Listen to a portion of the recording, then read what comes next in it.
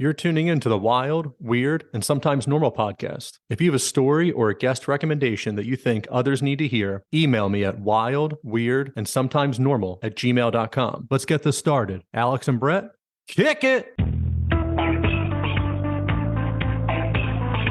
Wild. Wild. Weird. And sometimes wild. Weird. Wild. Weird. Wild. Weird. Wild. Weird. And sometimes normal.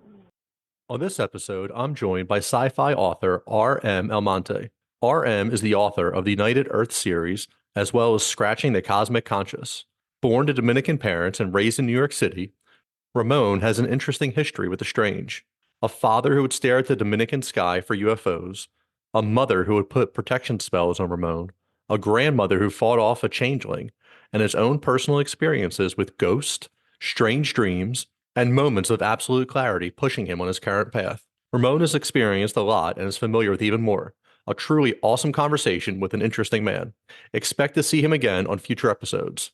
Give RM a follow and let him know you heard him on Wild and Weird. Enjoy the show. Are you looking to buy a home in New Jersey? Escape the city and move to the suburbs? Finally purchase a vacation home on the lake or down the shore? Maybe you're one of the lucky ones who are retiring and moving out of state. If so, let me help you. Keller Williams and the Real Estate Professional Group have what you need to make your goals come true. Reach out and have a conversation with someone who will put you first. Contact Brian McCoach at 856-321-1212 or email brianmccoach@kw.com. Are you looking for CBD for your pet? My friends at Pure Pet Wellness have what you need. They use the highest quality ingredients. While other companies may use synthetic oils in their CBD, Pure Pet Wellness uses organic ingredients, organically grown hemp, organic coconut oil, organic shea butter, organic beeswax, and that's just to name a few. A family-owned and operated company that also offers fast shipping. Go to purepetwellness.com for all your pet's CBD needs and use the discount code WILD and WEIRD at checkout. That's WILD, A-N-D, weird. Treat your animal right. Go to purepetwellness.com. Welcome to another episode of Wild, Weird, and Sometimes Normal. I'm your host, Brian, and today my guest is R.M. Almonte, and he's a science fiction author. Welcome, R.M. Thank you so much for having me. I really appreciate it. So I will introduce myself real quick. So my name is R.M. Almonte. That's my pen name, but you guys can call me Ramon or Raymond, whatever is more comfortable. So I grew up in New York City, not too far from Bryan, in Manhattan, in the Upper West Side area. And my parents are from the Dominican Republic. They migrated before I was born in the 70s. Like lots of Dominicans were migrating in that era to this area. And I grew up speaking bilingual. So really, even though I was born in the United States, my first language would be more Spanish. And then once we enter school, then I started using more English, of course. And so a lot of the times I grew up translating for my parents and other people. And so that's helped me a lot. And with my dad, especially, his side of the family is very hardcore Baptist, but they were also the weird side, which was they were very big on aliens, and my dad would always look up at the stars so every summer I would go to the Dominican Republic and we would look up at the stars, and he would always talk about aliens and some of his experiences he's had. He would talk about his mother's experiences, which we can get into that later. And as far as my writing career, that started, it was 2002, around this time of year. I don't remember if it was before my birthday or after my birthday. So before I go into that, I always wanted to go to Japan since I was 12 years old. And back when I was around 18, 19, I was always waiting for something to kind of take me over there. During that time, I was doing a college radio show with a friend of mine, C.O. Sweet, and I was like house music. And a lot of them were always, getting booked and traveling over there. And I was waiting for this to happen. And fast forward to 2005, it was no, sorry, 2002, the summer of 2002. I was with a friend of mine, and she, how can I say, she would sometimes get these feelings, and she was kind of psychic, and she like somewhat gets into this kind of weird trance, and she was like, if you don't ever just do it, you'll never do it. She said, basically, she said, like, if you don't do it by this summer, you'll never do it. So I called my sister up, asked for her credit card. Hey, let me buy this ticket. I brought the ticket. I was freelancing for flower shops and places like that. I had $800 in my pocket. I had met this girl in the clubs that she was back in Japan. And she was like, yeah, you could just stay with me and just pay me rent. So I rented this, it was like a loft above her kitchen where I slept at. I couldn't even stand up. And I went to Japan, $800, got a job working illegally, washing dishes. And that's how I ended up in Japan. And one day I was walking with a friend of mine who did something similar. And so he's from New Jersey as well. I think he's from Newark. And we were walking through this area. If you ever been to Japan, there's an area called Shibuya, which is very popular. And then there's another area called Roppongi. We were walking from there to go to the clubs. And we didn't have any money, so we couldn't be consistently taking the train. And let me tell you, the train system is amazing. But as we were walking through this tunnel, I just had this strong urge to, oh, I want to write. And I turned to him. I said, it was a Wednesday, and it was around 9:30 at night. And I said, I want to write. So when I came back, so I spent a whole 3 months, which is what your visa will allow you, a tourist visa. And I started working on my first book. And the first book, I was working on this old computer. It crashed, lost all the information, gone. Didn't learn my lesson, started working on a second book, and all that information again crashed, was gone. Got smart the third time. This is already 2006. And I started working on Scratching the Cosmic Conscious, which is the first book. And I learned to back it up. So please, people, back everything up. Double back it, triple back it. And so that book was amazing in the sense that it really tests you. If you ever written a book, it doesn't matter where we're talking about, fiction or nonfiction, when you're writing a book, it really, the most negative side of you comes out like a wild man, attacking you every way it can, in the sense of hitting, pulling on your self-doubts. And I had this dream where this guy I knew from the clubs, in the dream, he says, yeah, I read your book. It's terrible. It's absolutely horrible. You shouldn't be a writer, like, it's a terrible book. So I stopped writing for 6 months. And then I had another dream with, I don't know if you're familiar with Dr. Brooks Agno. I know the name. Yeah, he has a show too, and he does a lot of the what do you call it, like Agartha kind of thing and stuff like that. He talks a lot about that. But anyway, in the dream, he comes out and he says, "Don't call yourself a writer, because writers write, and you can't be a writer if you don't write." And that snapped me out of it, and I started working on this book. Around that same time, I was working for this company where I would stay late night. And at that time, I was looking at a lot of scientific papers and trying to get ideas, for the whole sci-fi thing. And my coworker shows me this UFO footage. And all of a sudden, it just opened me up because, my dad always talked about it. And especially in the Latin community, it's not as closed as a lot of times American community could be about it. You talk about this to the wrong person, their eyes glaze over and they walk away from you. But in the Latin community, they're a lot more open. Not everyone, but a lot more open to talk about it. So I started looking and getting all these ideas and stuff like that. And I went over to Washington, to a place called Trout Lake. And I'm trying to remember the guy's name. Isetti, the place. You ever heard of that place? Oh, he does the fifth. James Gilliland. There's It's like three of them. There's the one who does the satellite, and they're looking for signals. That's the scientific one. Then there's ESETI. I forgot the spelling is different, but he has like this land, and you consistently see a lot of strange things going over the sky there, and it's very clear. It's pretty high up. It's one of those things that even in July or August, it's really hot in the daytime, and then at nighttime you need your coat.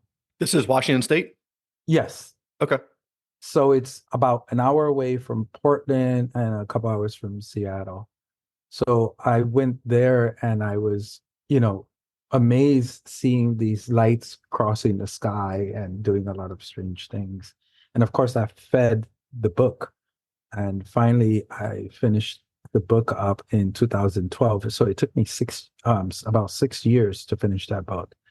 And for those of you who want to write a book, there's no reason for a book to take 6 years. If it took you 6 years, it's because your self-doubt was consistently attacking and winning battles. My next book's United Earth series took about 2 years each one to come, 2 to 3 years each one to come out. And I did one book, and that one is not out yet, and I haven't picked a name for it, but that one I did in about 2 months. So it's, progressing and getting better. Do you feel that you're getting better because now the self-doubt's not there as much, the self-sabotage, whatever it might Oh, be, he's always because you there. he's always there. Okay. But are He's you always able there. to combat that more now? Because you're like, look, I did this. Like I know I can do this. Yeah. So right, like now I'm not scared of him anymore. I know that he just likes to talk a lot of crap, and that's his thing, So I'm able to push him to the side. And then, for me, like my first draft, I know it's going to be terrible. It's the first draft. But guess what happens once you finish the book? You can do the second draft and the third draft. You can edit, you can cut things out. Like there's no rule that says your first draft, that's it. Like we're not writing in stone, you Right. know? This is like if a movie maker, it's just all the first takes or whatever, and you put it together. But like, no, there's 30 takes, there's editing, there's music you put on top of it, there's shadowing and all this other stuff that, movie Effects. Yeah. effects that they can do with it. So that's Yeah. that's crazy. So when you were in Washington State, and we'll get back, we'll jump back on your stuff in a minute. I wish I remember, there was a podcast I was listening to, and there were these people who were going, there's like two mountain ranges that you can sit in between. And like apparently UFO activity is just insane there. And they're supposed to be, Near Mount, I believe I get confused because they have like four mountains. When you're flying into the area, you can see four mountains. So you have Mount Hood, Mount Adam is the closest one to where I'm talking about. And what's the other two? I can't remember. Mount I don't know, you Hood, said Mount Mount Hood, and Adam. that triggered something in my head. I feel like maybe it was one of those. But apparently there's Yeah. supposed to be a underground military base there, and they're test flying all of their secret stuff.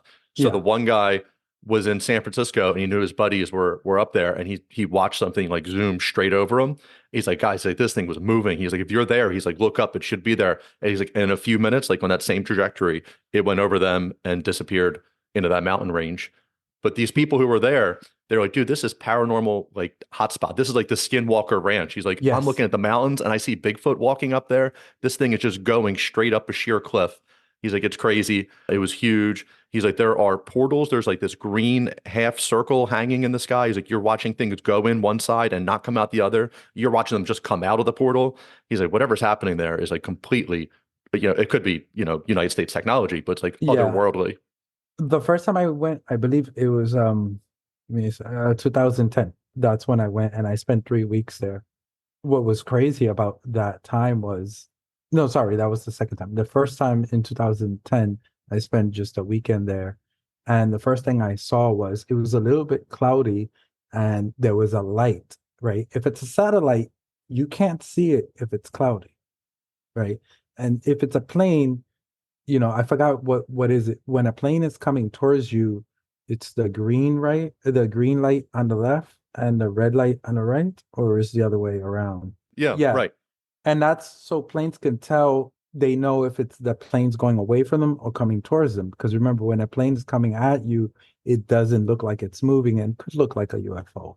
But those lights flashing will tell you what it is. That's not what I saw.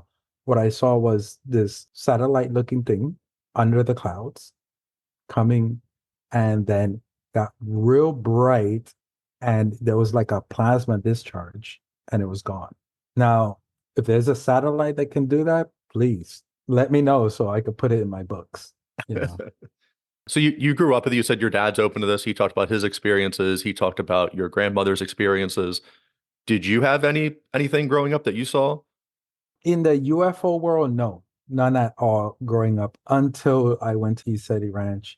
But I did have a lot of paranormal things growing up. So I'll tell you a quick story. So when I was around about, I must have been like 16 or 17, I was just sat up in my bed. I was awake. It was in the morning. And I saw this child come out of the curtain. And the child was dressed like 1800s. The I don't know what you call those hats, but it's kind of big skull hat with a bow. Like the And pilgrim hats, or I mean, I don't know what kind of hat it is, but yeah. anyway, the point is, this child smiles at me and blends right back into the thing. And I don't know how you call it in English, but in Spanish, that child was, it's called the Niño de Antorcha, which is, it translates to the child of the torch. And I walked over to my mom's room and told her about it. And she was like, oh, you were dreaming. And I was like, yeah, no. But So those kind of experiences that I had growing up and stuff like that. so the Spanish name that you just said for that child, the child of the torch, what does that mean? What's that Uh, meaning in Spanish? Like in what's the in the cultural? in the Latin culture, that would be, so as you know, like in a lot of like the Irish culture, the Italian culture, a lot of the Latin cultures, you get a blending of religions. So because when Catholicism came into a lot of different countries, it was like you didn't have a choice. You were forced to follow it or they would kill you, or torture you. So a lot of times you would get the indigenous cultures blending in with that. So in Dominican Republic, you get the culture of Yoruba blended in with Catholicism, and they would change the names, like, of the deities, and these new names would come out.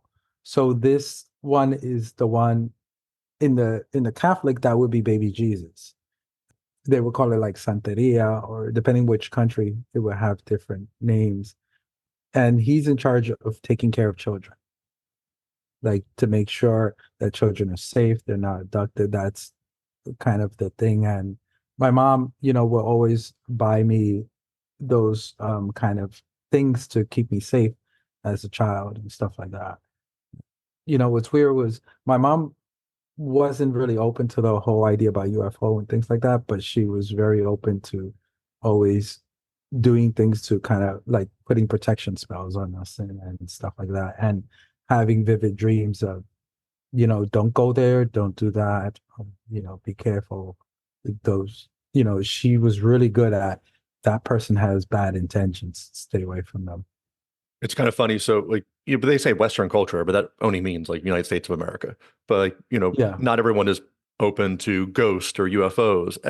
I feel UFOs are coming along a lot more in the last couple of years. Oh, A, a lot a, more, a lot yes. more. But now if you talk to the wrong person, they're like, this dude is insane. Like, what is he talking about? Yet it's on the news or congressional hearings.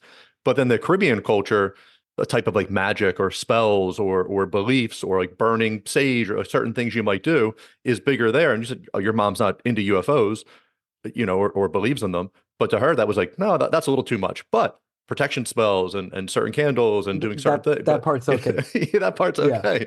But hey, as long as you're in that world a little bit, that's so you see this little boy blend out of the curtain. He's got his hat on, he's dressed in, old time clothes, and then he goes back and like blends right back in, you don't see him. Do you move out the next day? Like when are you like, hey, mom, dad, I'm out of here. I'm going to Japan. Like this, it's time to go. No, I wasn't scared of it at all. Like I didn't get that kind of feeling of being scared. And because I always heard these kind of stories, it was like, it's crazy, it's amazing, but you kind of move on with your day. Like it almost felt like if you saw someone doing something weird, it's like, this dude did something weird, but you move on with your day, right? Like it's Right. not, it Just doesn't take goes there for over. a second and moves on, and you're not Yeah, giving and any more it attention.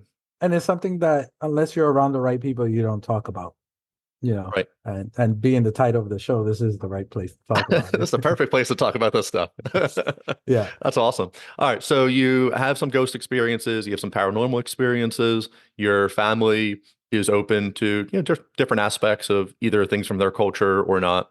That make that culture a lot more fun than just growing up and like, hey, everything in the Bible they say is true, yet none of that stuff happens anymore. And, if you talk about it, like you're the crazy one, which is just kind of fascinating on its own. It's funny because like I think like everybody in the world, we have very strong contradictions. And my dad was extremely strict, especially my grandmother, like no dancing kind of thing. Like that's unless you're dancing for God, it's the devil, kind of thing. And that's the devil, but the Spanish version of Satan. But then when it came to the paranormal stuff, they were extremely open to it. So in like I heard, obviously I don't know if it was true or not, but my grandmother had this situation where when my dad was small, there was this guy who came into the house, tried to take one of his siblings, and then my grandmother grabbed a scissor and supposedly threw it at the scissors and it stuck him. And then he changed into a cat and ran off. So in English, we would call those skinwalkers. In Dominican Republic, we call them galipotes. So we do have the stories of changelings in that culture too as well. And I think if you look all over the world, you'll find different names for these kind of people. So, What would happen if a changeling took a child? They're not coming back? Or are they swapping? There's like Irish culture that they would swap they would babies out. swap, yeah. You'd have like this ugly little old man baby all of a sudden. It's like, oh no, I want my child back. No, the story was like if they took them, they would like eat them or something would not good, Not good. Okay, not coming So back. yeah. But I mean, I don't care if you're human or non-human or where the hell you're not coming to take my child. Oh Like yeah, that's yeah. Yeah, that's not happening. Right. I was just yeah, wondering, more what happened in the culture with it. That as we talk about, the Irish should swap them out, and then you're yeah. stuck with little old man baby, I guess, and they have to go But and do. it was kind of in the Irish culture, it was more like they would be raised as fairies, wouldn't be the human So thing. the fairies, I think, would steal the babies, and then they would replace them, and then the parents had to. You could like demand the child to come back, but then also you would just leave the child in the wilderness. And they said, like, this all sounds crazy for whatever this is, but like the baby would cry for like days or whatever, and sometimes you would go back and your baby would be replaced, and you'd get back Okay. your original baby. All right. That kind of sounds nuts. But I have a buddy in my neighborhood who is from Ireland, and I've been meaning to have him come on just talk about Irish folklore and things like that. And he said, for in general, the Irish are relatively serious people. He's like, but you will talk to somebody who has zero ghost beliefs, zero supernatural beliefs, and in their field, it's completely plowed, whatever they might have, and then there's just like one bush in the middle of it, and then someone's like, well, how come you didn't plow that down? Like, oh, that's where the fairies live. But like they Yeah. don't believe in ghosts, they don't believe in UFOs. But like, oh no, that bush is But where the they fairies take it live. very seriously. Yeah. So like Yeah, that's interesting too. I had a weird coincidence, and I don't believe in coincidence, but I was watching a documentary about Ireland and fairies, and I remember my wife, she doesn't know what I'm watching. She's doing her own thing. She's on Facebook, and she turns to me and she tells me, "Oh, my friend's daughter just told her that she saw a fairy, but adults can't see them." And I was like, that is crazy because I'm here watching it and I was laughing because in one part of the I forgot what the documentary is called, but in one part of the documentary, he's saying these people want to cut down these fairy trees. They think they can't die. Yeah, sorry, I can't do that Irish accent, but Yeah. So close. I was laughing because it was like, they take just like if you go to Iceland, they take the roads go around. So bringing it back to my books, like all these stories and stuff like that, no matter how crazy you think they are, fit them into my books and stuff like that. So it's always been a part of my life, and we don't know what we don't know, so we can't say no, that doesn't exist. You got proof? You can't prove that, that it doesn't exist.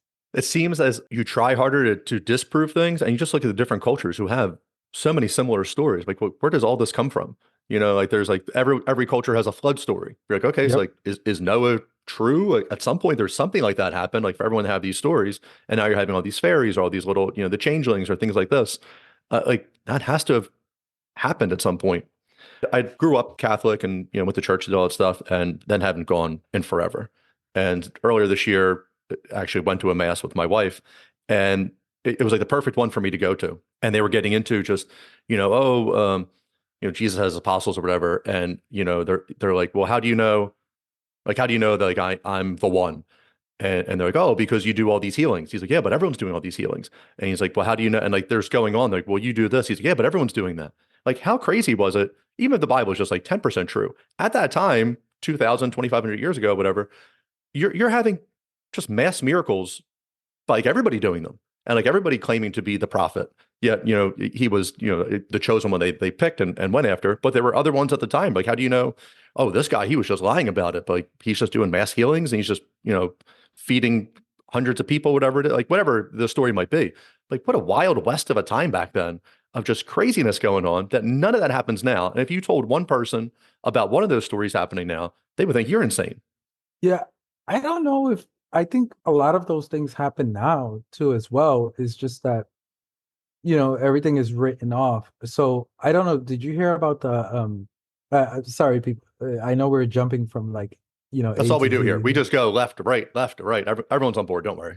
So did you guys hear about the one in Miami? Oh, the Um, Miami aliens that came to the Biscayne Bay Mall? Of course. yeah, and I was like, darn, nobody sent me a postcard. I could have driven down. It's only a Yeah. 3-hour drive, but What do you think about that? you know, I think something did happen because I didn't grow up in a great neighborhood, and I seen police come at shootings. They'll never come 100 deep like that. The only time I saw that was during 9/11, where it was But every unit in the entire tri-state area came to that. That's obviously understandable. For this, if the entire mall was being blown up by a terrorist, yes, I can understand that. But that's not what happened. It was like supposedly two groups of gangs fighting. it was And teenagers and fireworks and whatever it might have been, gangs, teenagers, whatever. But there wasn't the lines. The police, like, one doesn't. it I was guess over Miami a has that many hundred. police cars. I was like, how many police cars does the city have? Yeah, it was over 100. So that means they were coming also from close by, from other areas. So something happened, and there was one guy who was saying, and the way he described them, I was just like, wow, I'm putting that in my book. He was saying that, they were walking and they were like shadows, but they wouldn't walk, they would like phase forward, you know, They were kind glitching of. in and out and moving forward as they were doing it. Yeah. What was This is great business for you, man. Like the crazier the story, like, oh, I can put that on my book. You don't even yeah. need the proof to be like, hey, there's Miami Mall monsters. You're like, nah, so put that on my book. Yeah, I just added it in. It was amazing. But here's the thing about video. Do you remember the one about the guy who I think he was like a homeless guy walking across the street, and this guy just teleported, grabbed him, and took him out of the way of a truck coming? I've seen videos like that. I don't know if I've seen that one though. It was like late at night. There was this truck coming, and a guy was gonna get rammed, and this other person just like it was like he teleported in, grabbed them, and teleported, dropped them off on the other side of the street, and then he was gone. And they said, "Oh, that's a video game." Okay, where is it? I haven't seen a video game. Especially back then, I like big into video games. So where is the video game? So my point with that is it's so easy to write these things off, and people just, oh, that's our Earth lights. Okay, prove it. What is Earth lights? Where's the proof of, like you'll hear scientists just come up with excuses with no proof behind it. They My just favorite change the one, science to make it match whatever they want to say. And like, well, when it like the Earth's atmosphere now goes out past the moon, yeah, like they're like that. And I was like, well, when that like, oh, so we've or never left the atmosphere. Like, what do you like? I don't understand. the temperature inversion with the 1952 UFO over the Capitol. Oh, that's a temperature inversion. Really? They We don't haven't look like seen one. that.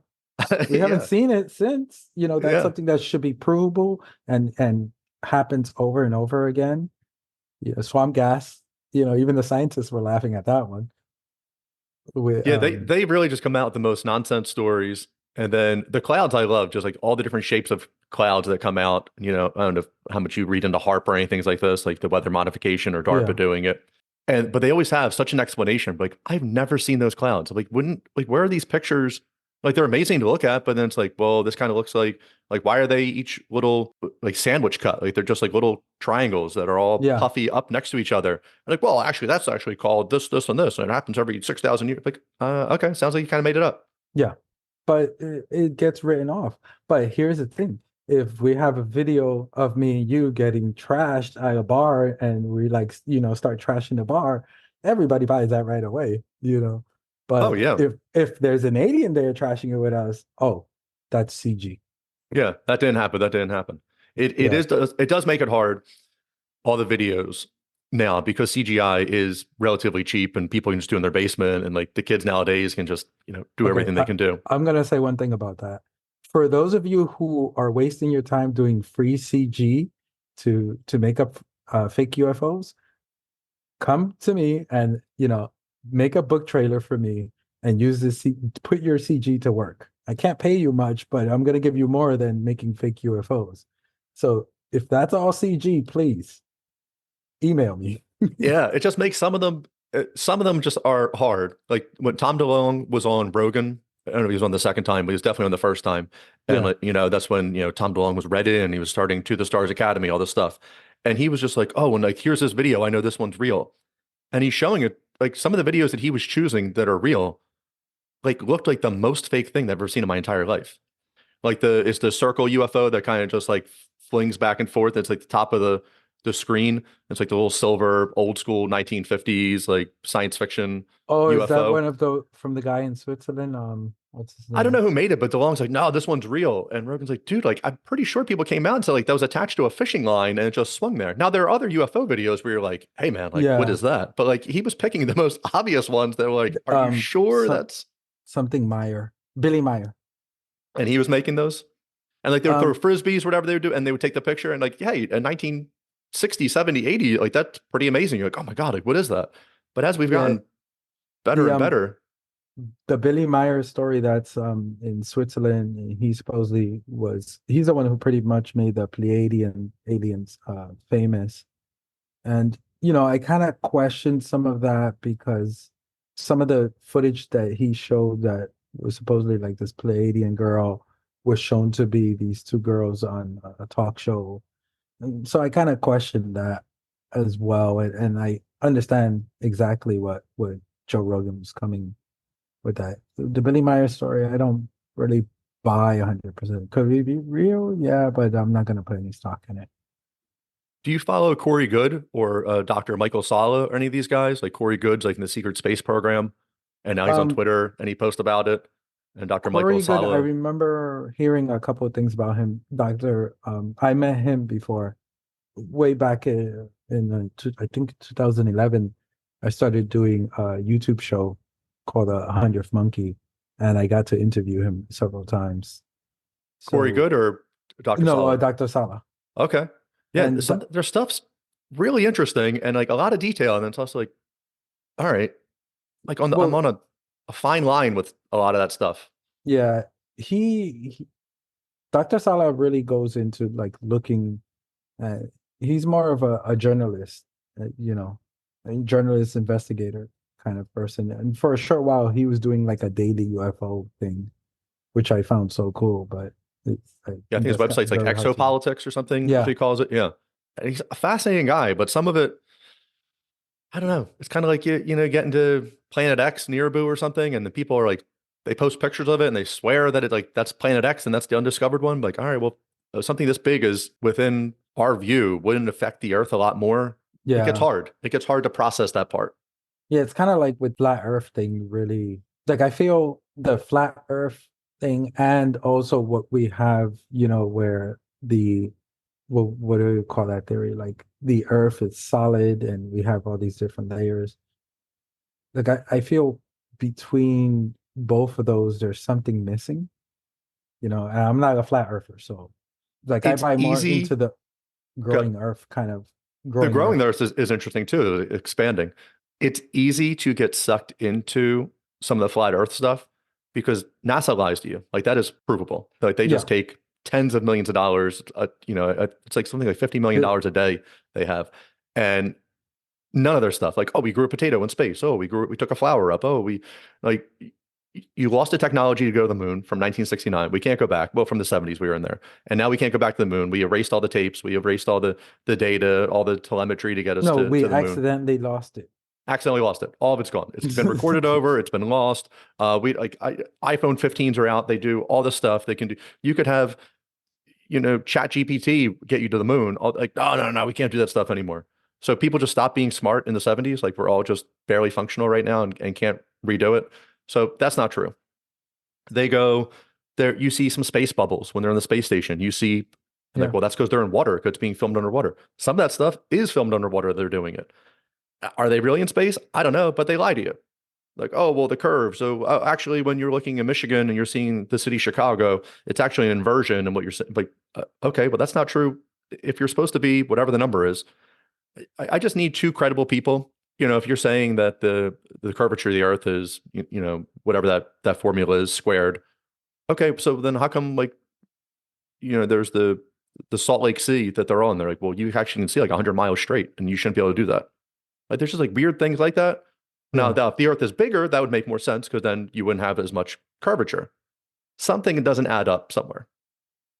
Yeah, but that's the thing, we don't know what it is, and that's where you have to be careful of what to buy into 100%. Yeah, I Because buy into very little 100% anymore. I like collecting stuff like baseball cards. Like I like knowing about all of them. Now, like what do I like actually give my energy to believe? Yeah, for that I don't know. Like even the UFOs now, and they just had a skiff hearing. I think it was on Friday. Congressman Luna, she came out and she was like, "Well, you should really focus on David Grush's words that he used specifically." And he said he didn't think these were aliens, but that they were interdimensional, which I don't really understand how it's different than alien or not. Like if it's not a human living in our current plane of reality, it seems alien to me. But she was yeah, talking about because like really focus on that interdimensional part. even when you travel to a different country, you're an alien in that country. So when I lived in Japan, I was an alien. Like, immigrants who come here, they get an alien card. Right. So I don't care what dimension you're from, you're still an alien, Right. You're not Even here. We can't even access like that. God and the angels are aliens because they're not born on the earth, they're Right. not from here.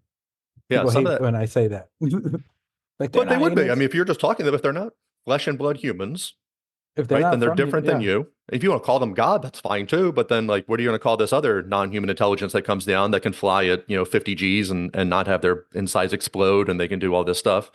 Like, okay, that's godlike to somebody. Agree. So kind of bringing it back to some of Thank God someone's keeping us on track. yeah. No, what do you feel like about dreams? Like what is from your point of view, how would you see dreams? I think dreams are fascinating. I would like a worldwide like dream blog that people could just like upload their dreams into. Because sometimes I get it. Like, hey, I watched whatever. I watched the Eagles game the other night, and then I had like a slice of pizza or something. And then in my dream, there's a slice of pizza playing football. I'm like, well, that's fucking weird. But that's just my brain just getting scrambled for the day and decompressing however it does. So I get that. But there's other dreams where, maybe I was driving around with people I don't know and having these conversations. And you wake up and like the thought's just there, like as it slowly disappears and you're trying to grab it. Or Keith Richards wrote, I forget what the hook was, but he was recording himself with Satisfaction or something. He would have a tape recorder next to him while he slept, and he was muttering the hook and then made the song out of it. Like that has to be something. There's Yeah. definitely a dimensional interesting. Now, is every single dream real or is that a dimension? I don't know. I just watched everything everywhere all at once, and that movie was kind of mind blowing. But like, hey, is there the hot dog fingered reality of people that they have? Like maybe, but do I think like pizza's playing football? I think that's just my brain getting scrambled. But I would love Yeah. if you could upload your dream, whatever it is. So hey, I'm driving around and there was this guy. He told me his name was RM, and I put it in there. And then like in you wake up the next morning, you're like, hey, I was in this car driving around. There's this guy named Brian. We look at like, shit, man. Like, Yeah. was this you? Like, that's kind of weird. It seems like that's possible. Yeah. Dreams are the way I look at it, like I take dreams very seriously. And since a very young child, we've always talked about dreams. And for me, it's like you have your social life, you have your family life, you have your business life. And this one part we never talk about, you have your dream life. whether you remember or not, that is part of who you are.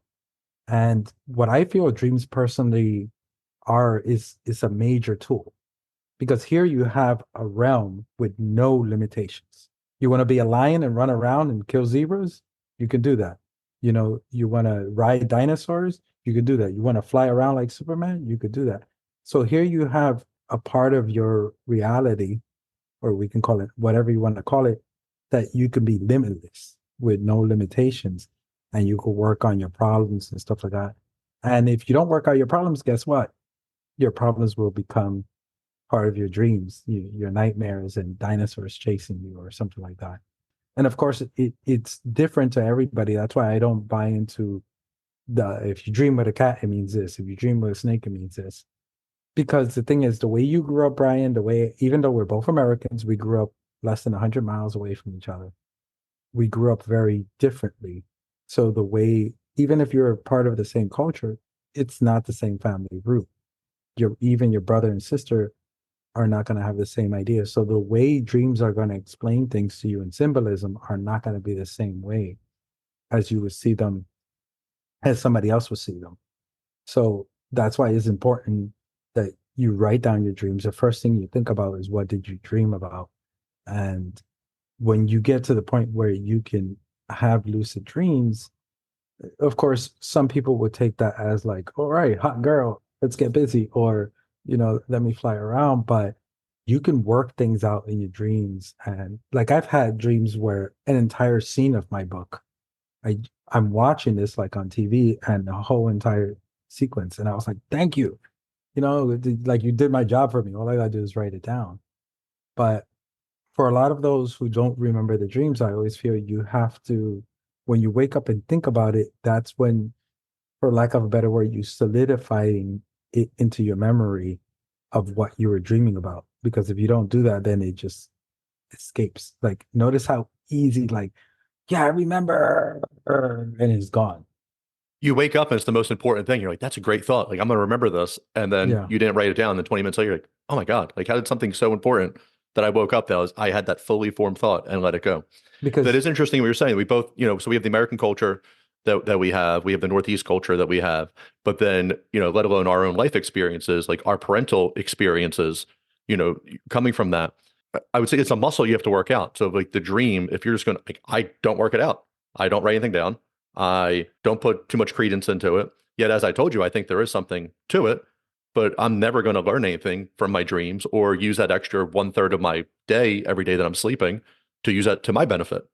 yeah. Instead, I just kind of fall asleep. I have whatever weird dreams or really important dreams, write down none of it, and then don't learn my lesson for the next day and still like stuck in the mud of like, oh, why can't I fix this? Yeah, that's why, like, my characters, if you read my books, they dream a lot. And that's a big part of who they are, because it's a big part of who I am.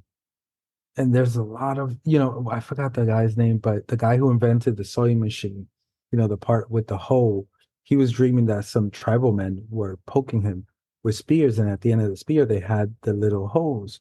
And that's where he got his idea. So there's something to it, because a lot of things have come out of dreams that have become reality. People dream something and then they make it reality. So that's why I say that it's a place where no limitations, where you can explore whatever you need to explore and then bring it back to, quote unquote, this reality. Yeah, I forget what Mhm. theory Einstein he was using lucid dreaming. Yes. One of the things you can do is you have a candle at the end of your bed or something flickering, and then you can kind of stare off at it, and then at some point, once you practice this enough. But he went when he hit the lucid dreaming part and was standing on a comet as it was ripping through the universe, and he was like, "Oh, this is the theory that I've been trying to work on," and it made more sense to him that he was in outer space standing on a comet, which is a crazy dream, but to him, he solved his problem that he had to do. Yeah. Yeah. And that's why it's a very important part of, at least for me, it's extremely important. It's exciting, when you dream, and it's something that just blows your mind away, so bizarre. Like, I had a dream where I was in my mom's kitchen when she moved to Florida, and I'm looking out, and there's like these two grays running back and forth. It's dark time, but all of a sudden I'm back in New York City, on the corner of 109th Street in Amsterdam, and there's this Pleiadian woman, and this woman. The best way to describe her is she's black woman, but her instead of being she has black features, but purple skin, like a light purple skin. They're real beautiful, and they're like arguing. And she was like, so the Pleiadian woman is telling me like, yeah, she's not supposed to be here. And I was like, and the other one's like, why not? I could be wherever I want to be. It was like, because this planet is only for certain types of people who have, who are either geologists, archaeologists, geologists, a scientific planet. And she's not supposed to be here. I took the whole scene and put it in my book. And I don't know if there was a deeper meaning or a reflection of my own life on that. Maybe I feel I'm not supposed to be in a certain area or something like that. But that's what I did with it. Yeah, there's, none of this stuff can be proven. Even the stuff, apparently there was a leaked screenshot of somebody's notes from the skiff on Friday they were talking about, and that there was an agreement with these non-human intelligences they would give us technology, and they didn't leave out that what we're giving them. But, apparently that's letting them abduct people, Yeah. see whatever that is. But that there was 5 different types of non-human intelligences recovered. Their ships are all different from each other. Their UFOs are all different from each other, and their bodies are different, and their makeup is very different from humans. So they're talking about these 5. And Grush said the other day, he's like, well, typical grays that people talk about. He's like, that's kind of what I'm talking about. So now you have 4 others, and it's like, okay, what are we talking about? Like Pleiadians? Is that one? Is the tall Nordics they're supposed to have? It makes that stuff interesting. There's also people say this is like the training plan. It's only meant for like certain people. And like, you can kind of come and observe season 2024 of the Earth if you're, this purple woman or whatever it might be to come here. Yeah. But it's not meant for everybody. If you're trying to work it out or like, did we choose to come here or whatever it might be? Like, hey, that's my struggle every day of trying to figure out. But it is interesting, what's out there Yeah. and the different thoughts. I've heard that a lot of people saying those things. There was a point around 2017 where, and it's not that it still doesn't interest me, of course, it still interests me, but I feel once you start digging into that, you hit the ceiling because, okay, I'm past that whether UFOs are real or not. I feel there's definitely life out there and it's visiting because we would do the same if we can. So I want to know, I'm at the point where I want to know what's their culture like.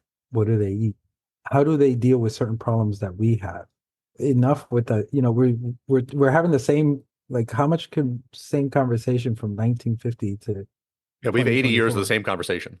Yeah, it gets boring, Are And they it's like real or not? It's like we're the New past York that. Times came out, the record of the paper of record came out of December 2017, whatever it was. And we're like, yeah, UFOs are real. The Tic Tac video, the Yeah, Gimlet. And like people barely batted an eye. And like within people, if we have our own community here, but like people within our community are like, yeah, like no shit, man. Like we know this stuff. Like what's next? And now here yeah. we still are, what's that? 7 years Having the later, same, 8 years later, and we're still having the same conversation. And it's like, all right, where do they come from? Like, what do they do? Do they have jobs? Like, are these soldiers being sent here, or are they like the priest class? Like, because we would do a little bit of both. I also get a little concerned that we like to shoot at UFOs, and it's like, well, we're probably going to send the Marines, and maybe a theologian would go as well, archaeologist or some type of scientist. But like for the most part, the ship that we send to explore another planet, the most of it's going to be like special forces. So maybe stop shooting at them instead of just assuming that like yeah. we're all superior. Yeah, that's like you meet Mike Tyson, you take a swing at him. Right. Like Like they find the what's biggest human being in wrong? the world and try to hit him in the jaw. And like, What maybe is not. wrong with you?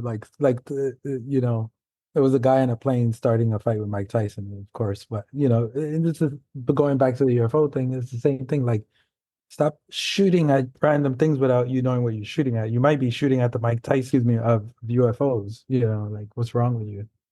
Right. They're all Um not backyard explorers or whatever, explorer movie with Ethan Hawke. They get out in the outer space. Like these aren't like little kids flying these things around. Like they're intelligent beings that have ways to evade, for the most part, to evade, yeah. our superior technology that we have.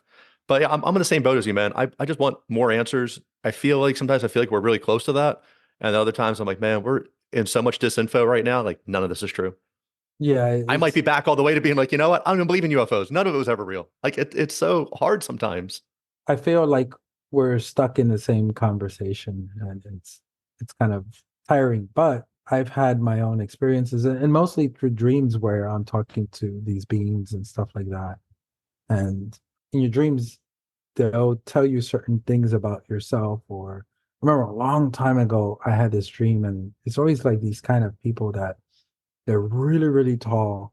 And I feel like they're some kind of guides or angelic maybe, or something like that. And they'll tell me certain things. And when I'm kind of acting the wrong way, they'll yell at me too as well, like a very parental, and they get angry, or they'll tell me like, "Hey, you're doing a great job here, keep up that," or something like that. So I'll get guidance from that. So I feel like through our dreams we can connect to a lot of different beings. It's kind of, sometimes I remember I had a dream that I was seeing a friend of mine's, but back before, way before I knew him, when he was like 19, and I described it. I said, "Did you have long hair? Did you wear a leather jacket, in 1980s?" And he was like, "Yeah." And I was like, like, I saw what you look like. I find that Again, fascinating. yeah, Like all that stuff is just, there's stories of the people do the ayahuasca retreats in South America and the two shaman would just be like, oh, I'll see you later tonight. And they go to like different parts of, the country or resort, wherever they're having this at. And they're like, the people like, what are you talking about? He's like, oh no, like we go on like ayahuasca journeys and we're conducting it. Like I see him in that world. And like they interact and like the other guy will be like, yeah, oh, I saw, Ted and he had a green shirt on. And then like he runs across Ted the next day. He's like, hey man, I saw you last night in your green shirt. He's like, how did you know I had a green shirt? He's like, I was in that world with you people. And it's just, that stuff's interesting, that alternate reality, that extra layer of dreams. We were advanced enough and we could interact with, other dimensions, other planets, other things, but you probably would and reach out and give them advice. Now, is that good advice or bad advice? That's kind of up to the person yeah, doing it, but that seems nice that you have guides for you that are pointing you in the right direction and reinforcing, the correct behavior and letting you know where you're slipping up. yeah. It's funny you say that, because with the whole thing that I've noticed, even if you have like bad intention, a lot of times you're not going to be allowed, you're not going to have the vibration in order to be at those levels to do those things. So it's kind of like when you meet a person and you're like, this guy is creepy, man. Like, you don't know why, but you just feel it all over your skin. Like, this guy is creepy. And what do? You move away. Or, you don't hang out with the same friends that are doing the same thing that you guys were doing back, when you were like 15, 16. It's like, dude, you're still hanging out in front of a 7-Eleven. You're 40. Come on. So it's kind of that same mentality I feel when you're dealing with those kind of beings. You're gonna attract what you are. If you have a low vibration, you're gonna attract physically and spiritually and mentally. You're gonna attract those things. It's Yeah, like, demonic possessions, things like that, yeah. people go on about. It's a crazy world, man. So you're reading literature, you're watching movies, we're talking about a lot of the same stuff here, and then you're incorporating that into your book. How much of this do you take as like whole cloth fact, or are you just interested in it, or like where does that fall for you? Well, the things that can help my life out, I bring it in, and the other stuff I put it in the storage of not sure. So, is there life out there? 100%. Because just look at our Earth. There's life everywhere. Even I think they found life some like poison lake, and it was something that we even go near it, we're just gonna drop dead, and there was life in there.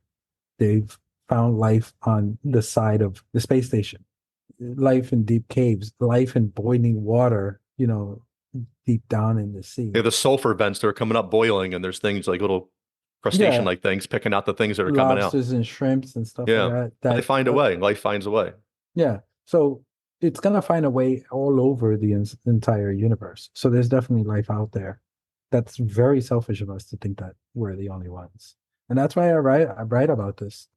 My dream is that somebody is gonna pick this stuff up, whether it's my book or somebody else's books, and start working on these technologies to get us out there. Like, and past whether it's real or not, like, hey, how can I get a ride? you know, how can I write about your culture? Like, I was very interested in Japanese culture. That's why I lived there for 12 years.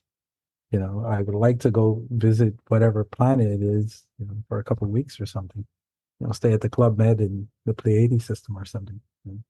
That stuff is interesting. And I don't know where I heard the other day. So the first time we can do interstellar travel, our first ship that gets sent out the technology is going to improve so much that the later ships will get there before the first ship that you're going Yeah. to sign up, to go like, hey, I'm gonna be the first person. I guess you'll be the first person on interstellar ship. But like all these things you thought you were going to check off first, you're going to get there, and there's already going to be an established Earth civilization, former By the time you Earthlings. get there, right? By the Yeah. time you get there, so that stuff's kind of funny, doing that.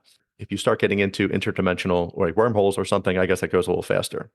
What do you think about? Do you do any reading on like the previous cultures, possibly on the moon? There's apparently like glass artifacts, glass pyramids. Richard Dolan, I believe it's Richard Dolan, wrote a book on it. Dr. John Richard, Brandenburg, a nuclear bomb went off on Mars, and you can see the whole Sidanian site of Mars is just pyramid ruins next to like dried out lakes. So you can actually see structures still there. Apparently, some of the pictures that JPL releases, there's people that can go in and they manipulate the color and the contrast, and apparently these things pop out then. Do you have any thoughts on those? yeah, there was a lot of stories I've heard throughout the years. Like there was that one kid who talked about his past life and how there was this like talking about the nuclear exchange in Mars and stuff like that. And unfortunately, since we can't just go there and look at it, but even in places like India where it's described the mushroom cloud and all of that, I don't think we're the first civilization to figure it out. Again, we consistently have this very high ego thinking that we're the best and we're the only ones figuring things out. Like there's been civilizations before us, and there will be civilizations after us, and that's going to be across wherever life can spawn. It will.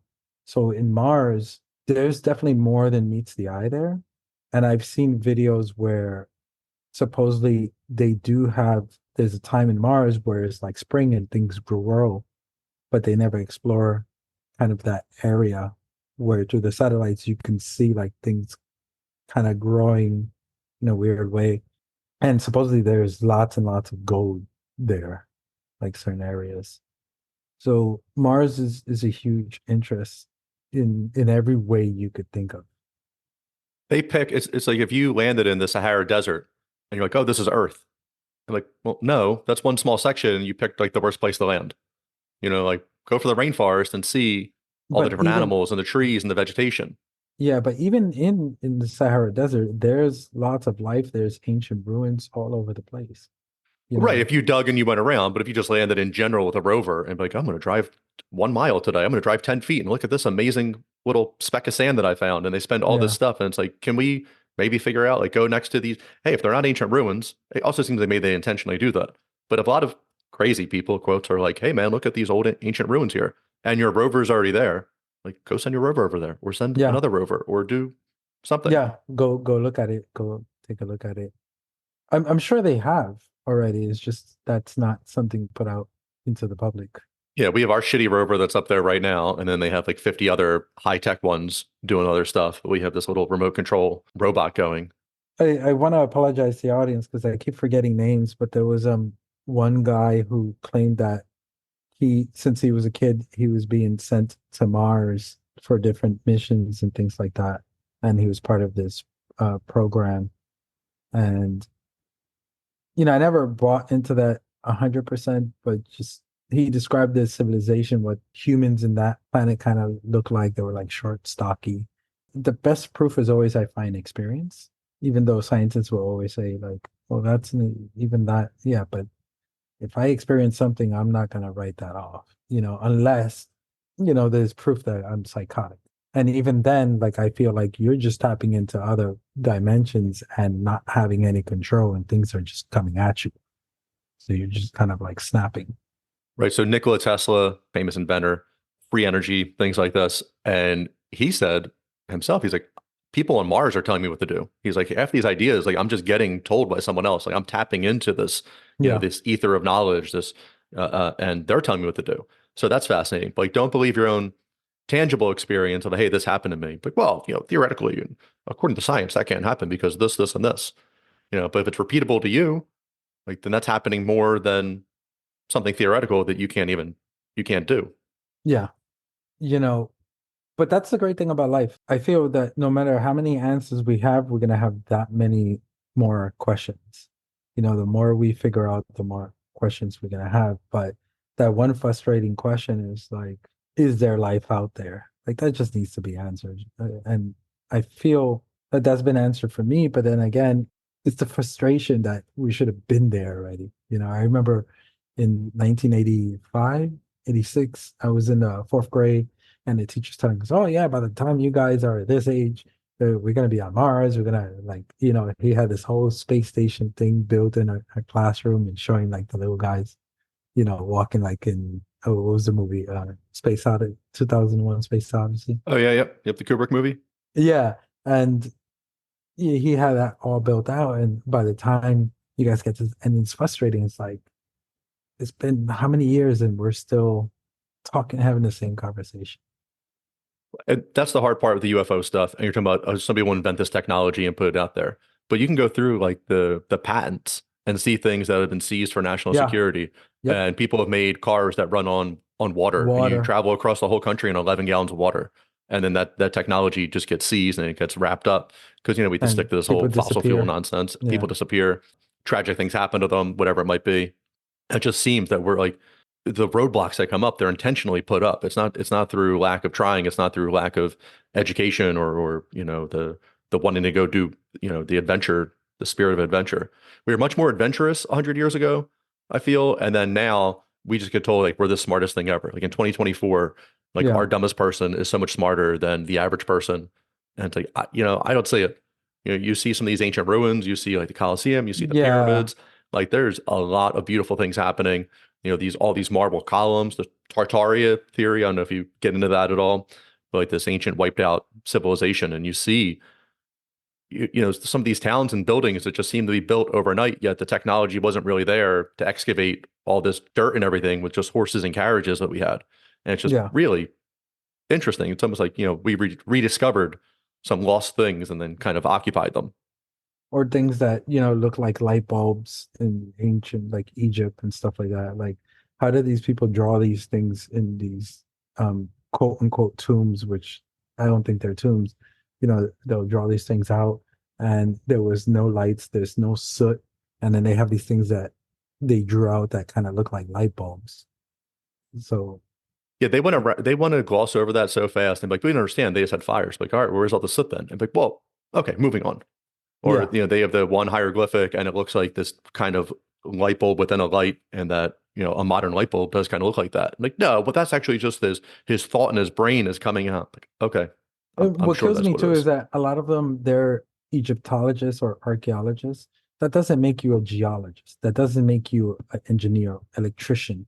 Like that's not your field, right? Like I'm a sci-fi writer. I'm not gonna act like I know what it's like to write a thesis book because I've never done it. That's not my specialty. Yeah, I forget the head of the Egyptian antiquities, but like everything has to Oh, get greenlit by him, and he if wants to do. he was in jail for a while. Oh, was he? Hawass, Hawass. Yeah, yeah. But Yeah, John Anthony West, Robert Schoch, these guys are coming out. yeah. Like you can look at the weather erosion on the Sphinx, and the only time this was happening was like 12,000 years ago, and he lets none of the stuff go out. There's apparently a hatch in its back, like more than apparently. There's pictures from the early He could. 1900s of people going in the hatch that like, no, that doesn't exist either. Didn't he like kind of ban Anthony West from there? Like, I guess they were allowed to go there, but he would just poo-poo some of his requests that he had. You have to get but special I think requests to later on go. he kind of not allowed. But I know he was in jail when the government changed it over in Egypt. Hawass, I forgot his first name, but and But none you of this know, would take away from the Egyptian yeah, culture. It would just grow it even more. And like, not only were you guys amazing 2,500 years ago, you guys were amazing 12,000 years ago. yeah. And they were showing how by the Sphinx that there's like caverns, because there's supposedly the theory of that there's an ancient library, the Atlantean library is under there. And supposedly they found the caverns and stuff like that, and Hawass just completely like covered it all. It was like, no, no, no. Yeah, there's a And, void under the pall of the Sphinx, and that's and supposed the to way he have this explains library. things is like it's obvious you don't know what you're talking about because he's like, oh, this tomb was built, where the pharaoh sits. Like this was built with a rock like this, and it was like, no, it wasn't. Absolutely not. Like, look how smooth that is. No. It's hard to believe some of the stuff they tell you. And there's this guy on Twitter, and he does Egyptian tours. And I was going back and forth with him a little bit in a positive way. But I was like, have you guys ever used LiDAR over there? And they kind of scan over the rainforest now, and they can see these like grown over vegetation. Yeah. They can see these cities that are grown over and lost. And he's like, oh yeah, he's like, there's so many structures under the sand that we have mapped, but like we're just not getting permission to dig them. Yep. And then even Göbekli Tepe, that they're, I think that's supposed to take 250 years to fully excavate because they want to save it for future generations to excavate as well. And this way they get, and it's like, what are you talking about? Yeah. This just seems Yeah. more like ways to control the narrative as you go. Yep. One of the things I heard about, I forgot who was it I heard this from, but that the Egyptian military was using some of those because there's a lot more pyramids than just the famous ones, that they were using these as target practice a lot of the times. And, the jets would fly over and bomb them. And supposedly this, I forgot who it was, but she saw some of them like ruined because they were being hit. And some of them are like half buried from the sand under the Sahara and stuff like that. So again, there's definitely a cover. There's no doubt about that. What the cover is and why they're doing it, so we start asking ourselves the questions like, why wouldn't they tell us about UFOs? Is it really about the aliens, or that the people are going to run wild and start attacking each other and stealing? No, is it more that what are they? Well, they're not filling up on Exxon to get here, but what are they using? How are they getting here? It's the free energy that they're covering up. And then if this is interdimensional and these things are showing up as like a 3D entity person, then that means that like we could escape the system. The system of death that they put us in, the system of bad food, of Yeah, scientifically grown, lab meat that they want to give everybody, and the big pharma, everybody go on your medicine and just take this forever. But if like you could just be like, you know what, I want to go live on Jupiter for a little bit and see what that's like. I know they actually their monetary thing is like kindness. And the kinder you are, the better of a house you live in. And there's people like there's you couldn't even comprehend some of the things that they might have, but you yeah. have to tie it here to the dollar and everything else you want. I mean, if you could think about how many different civilizations through the galaxy, just look at how many different cultures we have within one species, one race. And I'm speaking about the human race, how different we are and culturally and stuff like that. And then, so just imagine how many within one, if we find just one planet, how many different cultures you're going to find within that planet? Because just look at us. It's just everything would be there. You talked about going back to the Dominican in the summer and you're growing up and the stars with your dad. And the Northeast here, well, I'm New York City metro, Philadelphia Yeah. metro area, not getting a ton of stars. You really have to go out in the middle of nowhere. And even still, the light pollution is just so bad from everywhere. You don't get a Yeah, ton of stars. even deep in Long Island is still, it's better, but Yeah, it's not great. you see more, but you start going. I went on a cruise in high school and being out in the middle of the ocean and looking up, and it's like, what the fuck, man? Like this is Yeah, insane. And start thinking about it. Every star is just a sun, someone else's sun, and that every star you see has planets going around them. So you're looking up and like, good luck counting them. Like, okay, that's a million, and a million times. Hey, just everyone has two planets. That's 2 million planets. You start doing all of this. Like, how many different species are there? How many different? It's just crazy. And that's the truth that like that's all we want. And I think people can handle it, but it would just be. I think they're concerned about lack of control. yeah, and tying it back to my books, especially the United Earth series. That's what I'll show you the cover, one of the covers. Obviously, you guys can't see it, Yeah, that's awesome. but you can go to my website and check it out, which is rmalmonte.com. I looked into a lot of the different species. So we have the Pleiadians, we have the feline species, we have the draconians, we have the praying mantis, and also the other reptilians, the more like kind of fat face that you'll hear people talk about. So I took all those species and put them into my books and try to culturally, some people would say, culturally like this. So I'll try to add that. I have like the grays, the hybrids, all in there. And how this kind of started was, just a simple idea of I want to get into space. But if I try to be an astronaut, we're not going to do anything with it, right? We're just going to go up to here. So the main character, Stevie, he wants to go out into deep space and really, so he makes this UFO. But like I believe in real life, what would happen is me and you created a spaceship. Guess who's going to come after us? So that's what happened to them, and they had to leave. But they bumped into like good cultures and bad cultures, and then the draconians, and that's where things kind of heat up with that. And I never know how to really take those videos when you see like it'll be like President Biden or some lady, and you'll see her eyes like turn into They do um the sideways blink, like the pupil will yeah. do like a sideways blink. Or a Uh, video that my niece sent me on TikTok where she's talking about this guy just kept staring at her, and she was like, "What are you looking at?" And his eyes just turned all black and then went back to normal. We've done it ourselves where we'll go into a different culture and change ourselves. And, like you'll see in Star Trek that they'll change themselves physically to go to this non-warp civilization. They're definitely doing it. And I feel like they're all around us. And God knows how many times you've bumped into one, or talked to them oh, or said, excuse me. I'm sure. So I've seen the clips of the side. What I like to do is if I see that stuff, on Twitter or Instagram or whatever, I try to go find the C-SPAN feed, like the true C-SPAN feed. And in fact, they put, Yeah. sometimes it'll be on the date because you can manipulate a lot of things. That's what we talked about. So the side blinking, I haven't done too much of a deep dive. I've seen that video and they're interesting. One time though, Biden was talking and his eyelid just completely flipped up, and it was just like all the underside, like Yeah. flesh part.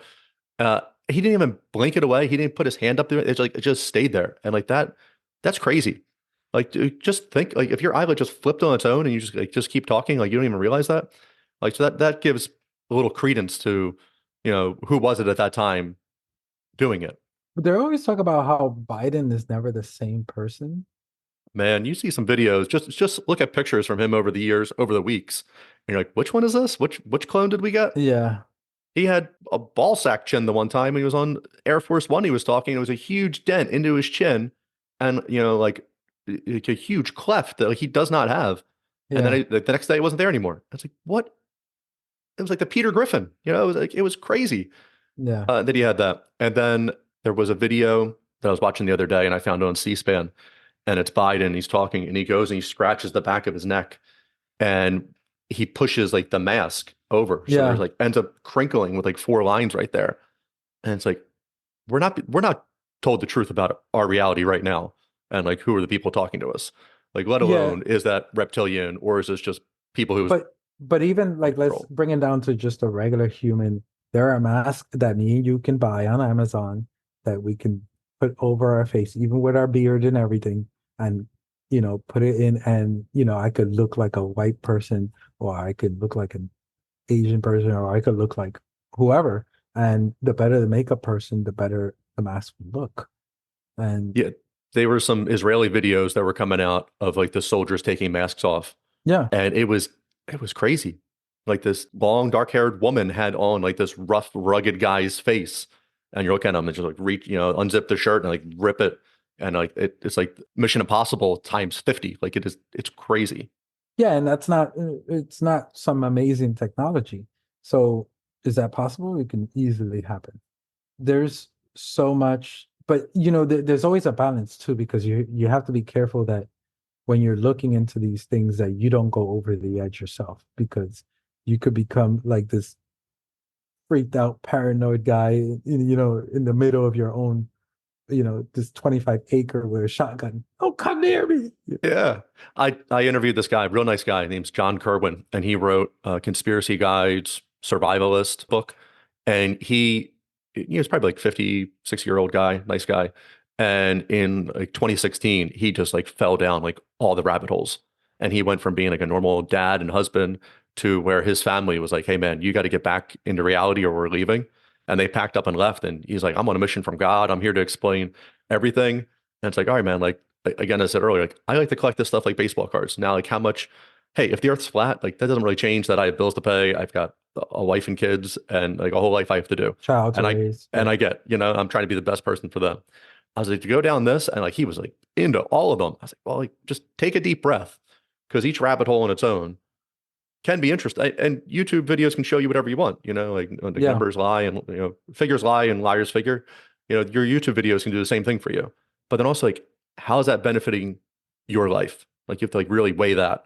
So I think it's interesting to watch and to collect and to incorporate into science fiction stories or to have an awesome conversation with somebody who's like open to these things.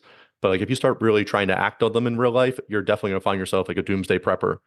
But then yeah. also you never know when the doomsday is coming. Like it hasn't come since the beginning of time. That's another one that I don't even, and knock on wood, that I'm not left there, holding the cup, and then, everything, everybody took cover, and I'm just like, oh crap. But the first time I heard that was in 1990, it was gonna rain blood. Then 1999 Y2K. Then the last one was 2012. Now supposedly like 2025, an asteroid's gonna hit. So it's like, okay, and if you go back even further, every so often there's another doomsday, and it's like, yeah, whatever, It's like the Heaven's Gate, they were all drinking the Kool-Aid to get in the back of Halley's Comet. But it's like, okay, well, I don't think you guys ascended. Maybe you did. I don't know. But Well, I you've hope you spent had a your good whole run. life. Yeah, but you spent your whole life around this. And I guess drinking the poison, you're guaranteed something. But if you're like, hey, Y2K is going to crash, I'm going to sell off all of my assets. I'm going to get cash only. I'm going to sell my house because the world's going to go to shit. Well, guess what? January 2nd, 2000, the world didn't crash. And now you're left with nothing. Yeah, So you have to like, just tread carefully and have fun with the stuff. But, some people can go down a pretty dark rabbit hole. yeah, like everything in life, you have to balance it out, and there's a lot of things that you can do to better yourself in society that is a lot more helpful than finding out all this information and preaching it out, and people just looking like you're nuts. Yeah. I have a hard cutoff in 5 minutes. So you're welcome back here anytime. I'm having a lot of fun with this. Thank you, I How appreciate it. about, yeah, man, I love it. How about you give me an overview of the books you have, the books that are coming, the work that's coming, and then like where we can find you. Okay, so really quickly, the first one I have is Scratching the Cosmic Conscious, and that one is a standalone. Then I have the series that's published now, United Earth. We have first one will be Rough Beginning, Exiled, and Despair and Hope. And then I finished part 4 of that one. I haven't picked a name for it yet. And then I have another book, which is a time travel book that playing with this girl who kind of like can travel through using like this fog. And I won't go deeper into that. And you can find me, I'm on Instagram, and you can find my website is www.rmalmonte.com. Just think of To the Mountain, which in Spanish is Almonte. My family is at war with the Del Montes. No, I'm kidding. I'll Where put else all can these you? links in the show notes. I'll put all Yeah. that in there so it's easy for people to find you and Yeah, everything. on my website, I'll have all the links there, and my books, you could just find them on Amazon. Just put in RM Almonte, and they'll come right up. All right, as we wrap up, let's go down one little rabbit hole real quick. Sure. Time travel. Do you think it's ever possible? But then like how do you get back? Like what did you work through any of that, or you're just not going to get stuck in the science of it? I Like if we didn't create a really, time machine here, it doesn't mean there's a time machine somewhere else. Like you think you yeah, need portals? the way I worked it out in the book was more this fog that she meets when she's younger, and that fog is supposed to be what controls time. Okay. And it gets more complicated than that, but basically when she is near water, that fog comes up, and she can go jump to the next thing that she has to do. Kind of similar to when people, dude, you've been gone for, 3 weeks on the plane, and all of a sudden, like, you appear 3 weeks later, like just a mile away from where you disappear, or sometimes on the other side, Yeah. those Bermuda Triangle kind of stories.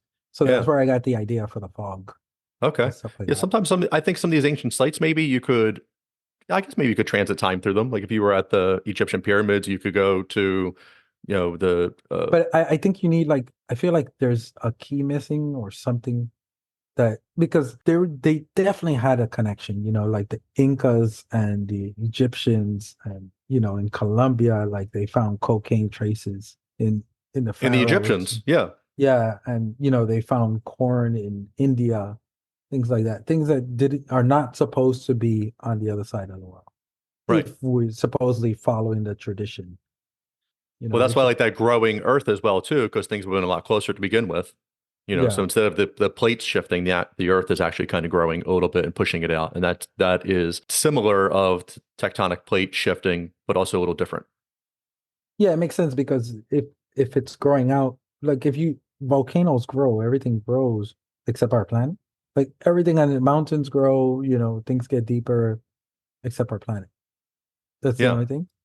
that's Like, it. sorry, we're skipping you on that one. Our sun grows except our planet. Yeah, no, that's I like that theory, and I think sometimes that works better than the tectonic shift. And it's like, all right, everything fits so perfectly together. Yeah, Yeah. like that just spread out would be like Yeah, because they so always do it long. on one side, but they never show the backside. The backside also fits too perfectly. Yeah, And with the dinosaur theory, it would make more sense because the gravity would be lower, so these things can grow bigger. As the planet got bigger, they couldn't really, these bigger animals couldn't really survive. So it got smaller and smaller over time. I'm on board with it, man. I love all of this stuff. Again, you are invited back whenever. Open door policy. A few weeks, we'll let the people enjoy this one, and then we'll have you back on, man. We're gonna get crazy Yeah, again. just let me know when, if somebody cancels on you or something like that, you Yeah. just call me up, say, hey, what you doing today? Awesome, man. I'm in. I sincerely appreciate all your time. Thank you so much for coming on, and you have a good day. You too. All right, Have a take good one, care. everyone. All right, bye. All right, everyone. That was our show. Don't forget to leave a review on iTunes, Spotify, or wherever you stream your podcast. Like and follow the podcast on Facebook and Instagram to stay up to date in all things wild and weird. Check out the links in the show notes for more information on our guest. The biggest support you can offer is to tell everyone about the podcast. Until next time.